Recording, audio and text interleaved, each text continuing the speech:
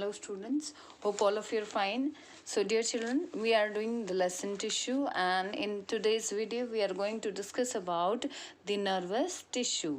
Now what is nervous tissue? Basically the nerve tissues, okay, they are made up of long nerve cells, okay, and these are called the neurons, okay.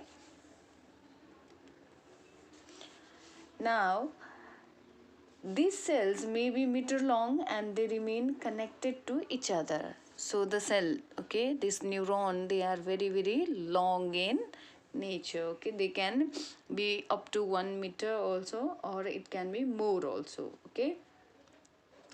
They are present in bundle, okay. These neurons, when they are present in bundle, they form the nerve, okay, and they remain connected with each other and they remain at a place, okay. They do not change their position because there is presence of connective tissue, okay. Now nerve tissue or neuron, it has the structure, okay, the structure which can be described, okay. So here in diagram you can see the neuron has a circular part, okay. This circular part or oval portion or polygonal portion, this is called the cell body, or it is also known as the cytone, okay. Then hair like structures which are projecting from the cell body, these are called dendrites, and one long single extension is called the axon, okay.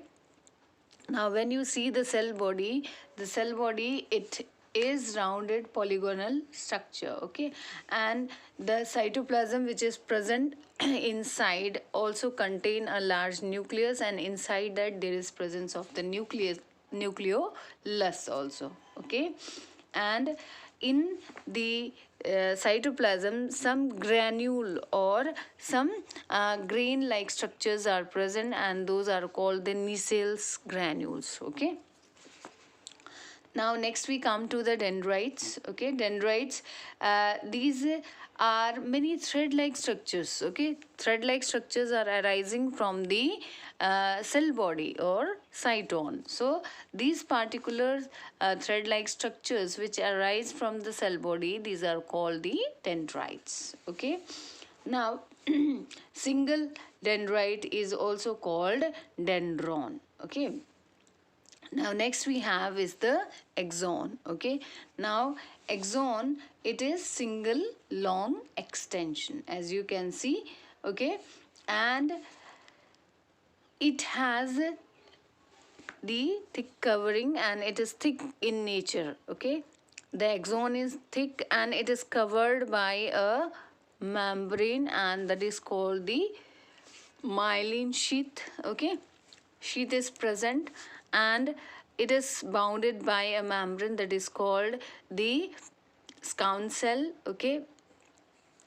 Now myelin sheath protect the axon, but in between there is certain space where the myelin sheath is not present, and that particular area where myelin sheath is absent, that is called the node of Ranvier, okay, fine.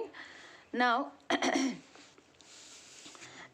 in your higher classes you will discuss the type of the axons based on the presence of myelin or absence of myelin, that is myelinated axons or non-myelinated axons, okay. Now axon at the end, okay, it has the again thread like structures, okay, and it has knob like structures at the ending. So these are called axonal terminals or the nerve ending. So the nerve ending of one neuron remain in contact with the dendrite of the other neuron, okay, and the microscopic gap between the nerve ending of this one axon, okay, one neuron and the dendrite, okay, it is called the synapse, okay, and through this the message are transferred, okay.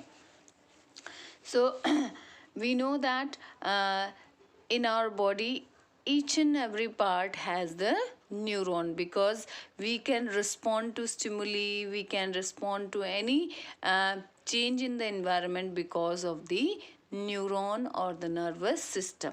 Okay, now where do you find the neurons? So neuron, basically they are present in the brain, spinal cord, and all the nerves have the neurons, and nerves are present throughout our body. Okay, now what is the function of the nerve tissue? Okay, so basically the main function of the nerve tissue is to form the nervous system.